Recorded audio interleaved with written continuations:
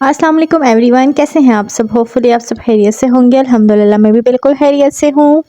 Title देख के तो आपको अंदाज़ा हो चुका होगा कि आज के इस व्लॉग में मैं आप लोगों के साथ क्या शेयर करने जा रही हूँ। मेरे साथ तो काफ़ी दफ़ा ऐसा हुआ है, तो आप लोगों के साथ भी ज़रूर हुआ होगा कि अचानक से गेस्ट आ जाते हैं और हमें समझ नहीं आ रही होती, टाइम भी होता है लंच या डिनर का, तो हम ऐसा क्या बनाएं। तो आज के इस व्लॉग में मैं आप लोगों के साथ 5 रेसिपीज़ इंस्टेंट, क्योंकि मेरे साथ भी कल कुछ ऐसा ही हुआ था। अचानक से गेस्ट आ गए और मैंने बनाई हुई थी सिर्फ सब्ज़ी। और वो मैंने पहले बना दी थी। मैंने कहा चलो बाद में मुझे टाइम क्या पता ना मिले, और कुछ एक्स्ट्रा काम भी थे मैंने वो करने थे, तो मैंने खाना पहले बना लिया था, सब्ज़ी बना दी थी। और अचानक से मुझे कॉल आ गई कि we are on the way और हम 1 घंटे में आ रहे हैं। मतलब मेरे पास सिर्फ 1 घंटा था और 60 मिनट्स में मैंने एक कंप्लीट मील तैयार कर लिया था।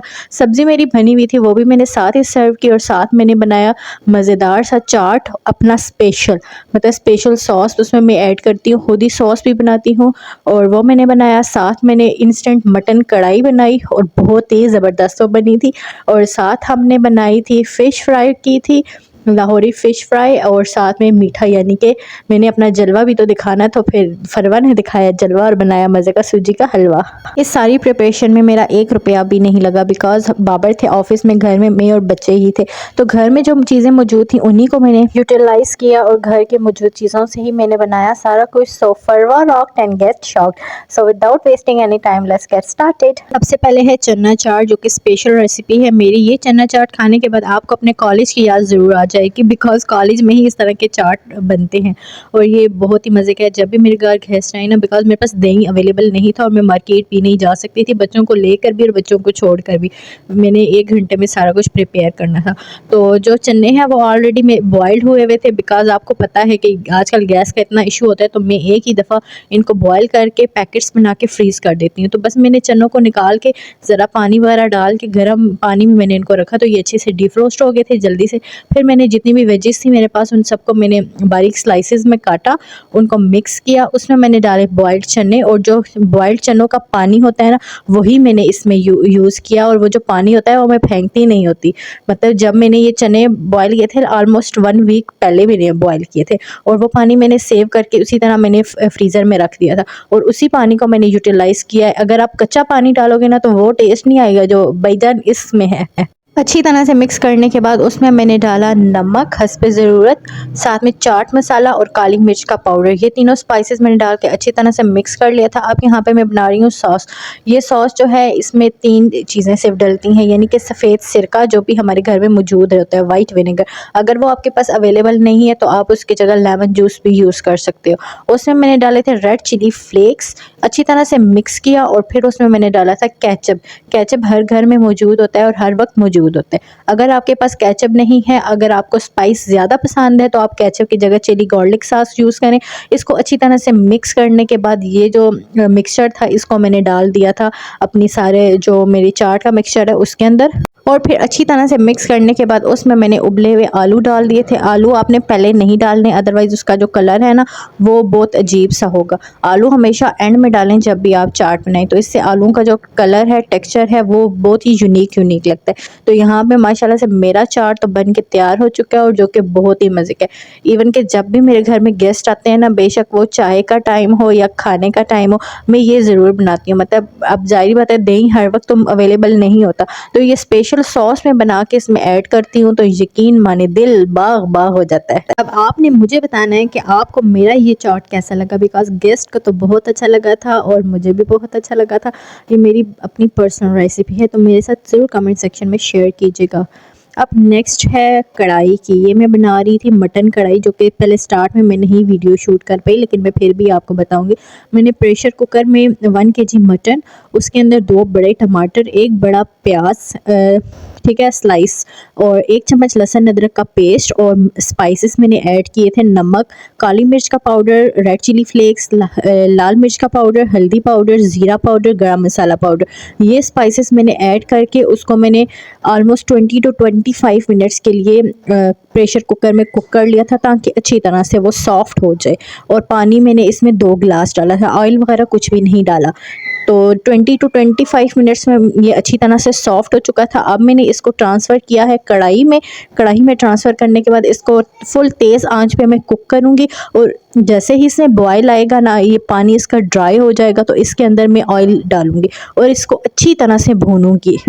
यकीन माने ये इतने ही मज़े का बन के तैयार होता है। बस इसको फुल तेज़ आंच पे मैंने कुक करना है, बिकॉज़ मेरा जो मटन है वो ऑलरेडी कुक हो चुका है, गल चुका है। तो मैंने जो इसका लिक्विड है वो ड्राई करना है और इसको अच्छी तरह से भूनना है।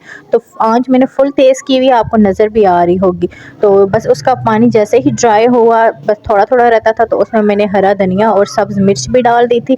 और ये देखें बिल्कुल हल्का-हल्का नीचे हल्की-हल्की ग्रेवी है। बस इतनी सी मुझे चाहिए थी, क्योंकि दम में भी वो बिल्कुल ड्राई हो जाती है। तो इसका टेस्ट भी बहुत खूब था और इसका कलर तो था ही बहुत अच्छा। प्रेशर कुकर ने तो हम अमूरे खाने की ज़िंदगी बहुत ही आसान कर दी है। स्पेशली मुझे तो बहुत फ़ायदा होता है और मैं बहुत फ़ायदा उठाती भी हूँ प्रेशर कुकर से। अच्छा जी, तो थर्ड रेसिपी है बंद गोभी की, जो कि मैंने सच बात बताऊँ तो ये मैंने गेस्ट के लिए नहीं बनाई थी, ये तो मैंने अपने लिए बनाई थी, क्योंकि मुझे ना काफ़ी ज़्यादा क्रेविंग हो रही थी 2-3 दिन से और मेरे हस्बैंड को बिल्कुल भी नहीं पसंद ये। मैंने सोचा था कि मैं उनके लिए फ़िश फ्राई कर लूँगी, बिकॉज़ वो मैरिनेट हुई पड़ी हुई है, तो मैं अपने लिए ये बना देती हूँ। और अक्सर मेरे साथ ऐसे होता है कि जब या तो मैं घर की सफाई को छोड़ दूँ कि नहीं आज नहीं करती, आज मैं बहुत थकी हुई हूँ, उसी दिन कोई ना कोई आ जाता है, या फिर जिस दिन मैंने कुछ वैसे ही दाल सब्ज़ी बनाई हुई हो और उस दिन ही गेस्ट आ जाते हैं। तो खैर कुछ नहीं, मेहमान तो अल्लाह की रहमत होते हैं और अल्लाह ने पर्दा रख दिया मेरा, मेहमान भी खुश होके गए और मैं भी खुश हुई। तो बड़ा फ़ायदा होता है जब आप लोगों ने इस तरह से चीज़ें खुद ही जो है ना ऑर्गेनाइज़ करके घर में रखी हुई हो।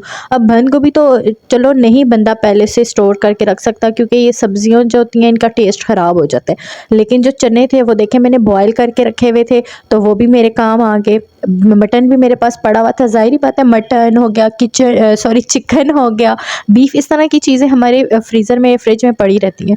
तो जब गेस्ट आएँ तो हमारे लिए काफ़ी आसानी होती है। और मैं करती हूँ जब भी इस तरह से मेरे हस्बैंड लेके आए ना सामान, तो उसमें से मैं एक पैकेट तो ज़रूर साइड पे फ्रीज़र में रख देती हूँ, क्योंकि गेस्ट का पता नहीं होता ना कि किस वक्त आ जाए, तो बस शर्मिंदगी ना उठानी पड़े, तो वो एक पैकेट में रख देती हूँ।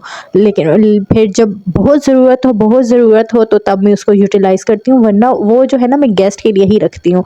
और इसी तरह जो फ़िश थी वो उसकी रेसिपी तो मैं ऑलरेडी आप लोगों के साथ देखें शेयर कर चुकी हूँ। एक जो उसका वो थी आधी जो थी वो मैंने उसी दिन फ्राई करके वो भी मैंने आप लोगों को बताई थी, और जो बाकी थी वो मैंने मैरिनेट करके रख दी थी फ्रीज़र में। तो उसी को बस मैंने यूटिलाइज़ किया। सबसे पहले मैंने तो उसी को ही निकाल के बाहर रखा ताकि वो अच्छे से डिफ्रोस्ट हो जाए, तो बस वो भी मैंने फ्राई कर ली और वो भी मेरी जो है ना फ़िश भी मैंने साथ सर्व की। और यकीन माने इतना टेस्ट फ़िश का उस दिन नहीं था जितना ये रात को आ रहा था। खैर गपशप तो होती रहेगी, साथ में आप लोगों के साथ ये रेसिपी भी शेयर करती हूँ।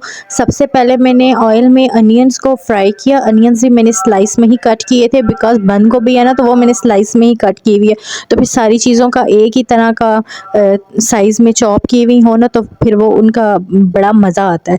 तो यहाँ पे मैंने अनियंस को अच्छी तरह से ब्राउन करके उसमें मैंने 1 टेबलस्पून लहसुन अदरक का पेस्ट शामिल किया था। सॉरी, सिर्फ लहसुन का पेस्ट, अदरक का पेस्ट नहीं, सिर्फ लहसुन का पेस्ट मैंने शामिल किया था। और 2 से 3 मिनट उसको कुक करने के बाद उसमें फिर मैंने 1 कप टमाटर की प्यूरी ऐड की थी, क्योंकि आप लोगों को पता है, जो मेरे पहले वाले सब्सक्राइबर व्यूवर्स हैं उन्हें तो पता है कि मैं टमाटर फ्रीज़ करके रखती हूँ।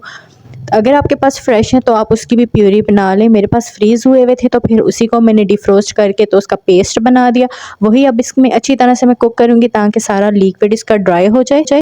इसमें जो मैं स्पाइसेस ऐड कर रही हूँ वो है नमक, काली मिर्च का पाउडर, लाल मिर्च का पाउडर, चिकन पाउडर और गरम मसाला पाउडर। ये स्पाइसेस मैंने ऐड करके इसको अच्छी तरह से कुक किया है और इसको कवर करके मैं रख देती हूँ ताकि अच्छी तरह से जो मसाले हैं वो भी कुक हो जाए, इनका कच्चापन जो है वो ख़त्म हो जाए। जैसे ही ऑयल आ जाएगा, मसाला अच्छी तरह से भुन जाएगा, तो जो मेरी स्लाइस्ड कट कैबेज है उसको मैं ऐड करके अच्छी तरह से मिक्स करूँगी और फिर उसको कवर करके लो टू मीडियम फ्लेम पे मैं कुक करूँगी। और तकरीबन 15 टू 20 मिनट्स में मेरी जो गोभी है की सब्ज़ी वो बिल्कुल तैयार हो जाएगी। इसमें बिल्कुल किसी किस्म का कोई पानी नहीं ऐड करना, क्योंकि ये जो सब्ज़ी होती है ना वो अपना पानी खुद ही छोड़ती है और उसी अपने ही पानी में वो अच्छी तरह से सॉफ्ट हो जाती है। बस यहाँ पे इसको मैंने कवर करके रख दिया था और तकरीबन 10 मिनट्स बाद मैंने इसका कवर उठाया और अच्छी तरह से मिक्स करने के बाद यहाँ पे मैं इसमें अब डाला है मैंने अदरक का पेस्ट, यानी कि 1/2 टेबल स्पून मैंने अदरक का पेस्ट डाला है। अगर आपके पास फ्रेश है तो आप के स्लाइसेस भी, यानी जिंजर स्लाइसेस आप ऐड कर ले। मेरे पास फ्रीज़ हुई थी तो मैंने वो पेस्ट डाला। यकीन माने इस स्टेप पे जब आप अदरक डालते हो वो इतना ही आला किस्म का टेस्ट आता है ना आपकी सब्ज़ी में। ये कुछ टिप्स और ट्रिक्स होती हैं ना, मतलब कि कौन सी चीज़ हमने किस लेवल पे ऐड करनी है।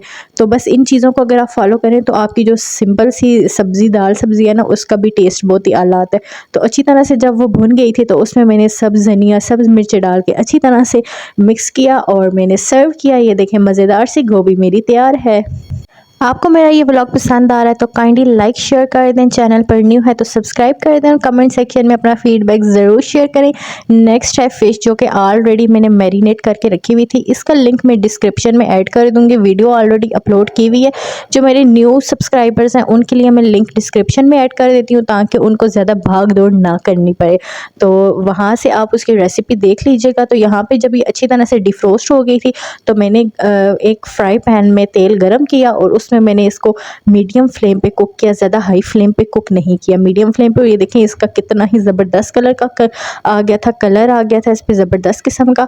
तो बस जैसे जैसे ये बनती रही तो साथ इसको मैं हॉट पॉट में रखती रही ताकि ये ठंडी ना हो। और जब फिर मैंने इसको सर्व करना था तो इसको मैंने डिश आउट कर लिया था, लेकिन अगर मैं हॉट पॉट में न रखती तो ये ठंडी हो जाती। पैनों ते पर आओ ज़रा नेड़े नेड़े आओ। Last but not the least, हाजिर है फरवा का जलवा, मज़ेदार सा ये सूजी का हलवा। देखें जी, सूजी का हलवा बनाने की अपनी अपनी रेसिपीज़ हैं, 4-5 किस्म की रेसिपीज़ हैं, लेकिन जो इंस्टेंट है और मज़े की जो मुझे लगती है वो ये है जो कि आज मैं देसी घी में बना रही हूँ। देसी घी भी वही वाला है ये जो मैंने बनाया था। इसकी जो इसका भी लिंक है ना वो मैं डिस्क्रिप्शन में ऐड कर दूँगी ताकि आप लोग अगर देसी घी बनाना चाहो तो आप लोगों के लिए ईजी रहे। मैंने यहाँ पे तकरीबन 1 कप सूजी को 2 गिलास दूध में सोक करके रख दिया था। इसको कम से कम आधे घंटे के लिए आपने सोक करके रखना है। बहुत ही आला किस्म का टेस्ट आता है। पानी में सोक नहीं करना, दूध में रख करना है, ठीक है, यानी कि भिगो के आपने रख देना है। यहाँ पे अब फिर मैंने देसी घी लिया था, इसको मैंने कढ़ाई में डाला। जब ये अच्छी तरह से पिघल गया, गर्म हो गया, तो इसमें मैं डाल रही हूँ चीनी। ऑलमोस्ट हाफ कप से थोड़ी सी ज़्यादा है, 1 कप नहीं है, ठीक है। तो ये मैंने चीनी डाल के इसको अच्छी तरह से मिक्स करूँगी और जब तक ये अच्छी तरह से पिघल जाए। बस एक चीज़ आपने ध्यान में रखनी है कि आपने या इस स्टेज में ना चीनी को जलाना नहीं है। अगर तो ये ओवर कुक हो गई और तो आपका जो हलवा होगा ना उसमें से जलने की स्मेल आएगी।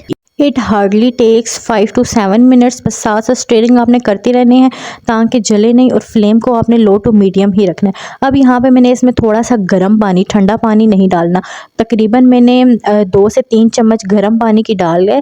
वो देखें इसकी इस तरह से ना सख्त सी एक ऊपर तय सी आ जाती है, लाइक टॉफ़ी सी बन जाती है।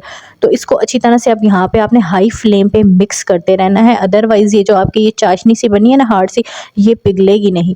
तो आपने साथ साथ स्टीयरिंग करनी है, साथ साथ हाई फ्लेम पे, ताकि ये जो पत्थर सा बन गया है ये सख्त हो गई है चीनी, जो हमारी चाशनी थी ये पिघल जाएगी। तो जैसे ही ये पिघलेगी ना तो आपने इसमें आहिस्ता आहिस्ता करके जो हमने सूजी सोक करके रखी हुई थी, भिगो के रखी हुई थी, वो आहिस्ता आहिस्ता से करके हमने थोड़ी थोड़ी इसमें डालनी है, बिकॉज फिर से जो है ना वो इसमें ये सख्त हो जाएगा मिक्सचर।